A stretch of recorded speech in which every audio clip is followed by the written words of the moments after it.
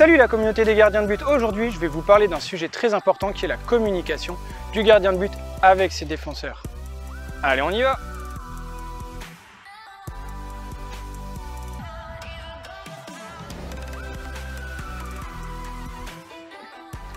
Comme je vous l'ai expliqué sur mon blog, la communication est très importante pour un gardien de but car elle va permettre d'annihiler un paquet d'actions et ce qui va permettre aussi à votre défense de savoir que vous êtes là et surtout, moi c'est là où j'insiste, ça va permettre aux attaquants de savoir que vous êtes présent. Mais communiquer c'est important, mais communiquer bien c'est beaucoup mieux. Comment faire pour bien communiquer? La première des choses, c'est d'être sûr que celui à qui vous parlez vous entend. Donc pour cela, je vous conseille de le nommer. Paul à droite, Jules à gauche.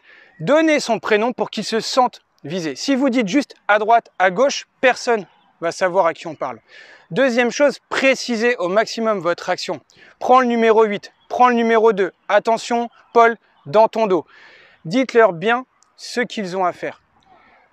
Troisième astuce, ne donnez pas trop de conseils, ne parlez pas trop. On doit être bref, concis, ne racontez pas votre vie, ne racontez pas le match. Quand vous devez donner un ordre, tout le monde doit savoir que là, c'est important. J'ai des gardiens qui parlent beaucoup, c'est bien, mais ils endorment leur équipe et ils endorment leurs défenseurs, ce qui fait qu'au bout d'un moment, plus personne ne les écoute. Moi, le premier en tant qu'entraîneur, je ne les écoute plus parce que ça ronronne, ça ronronne, ça ronronne. Non, il faut qu'un ordre il soit clair, net, précis. Ça doit claquer à droite, à gauche. Prends celui-ci, prends celui-là. Et n'hésitez pas, très important, à mettre du geste. Je touche beaucoup mes défenseurs, je les place avec mes mains. L'importance aussi de la communication non verbale. La communication non verbale, c'est quoi? C'est la communication avec votre corps. C'est sûr que si vous êtes tout comme ça et que vous parlez, personne non plus ne va croire en vous, ne va vous écouter. Montrez que vous êtes un patron, imposez-vous, soyez clair et tout devrait aller. Donc pour résumer, il y a deux types de communication. La communication verbale, ce que vous allez dire, et la communication non verbale, ce que vous allez montrer. Et parfois la communication non verbale va être plus importante.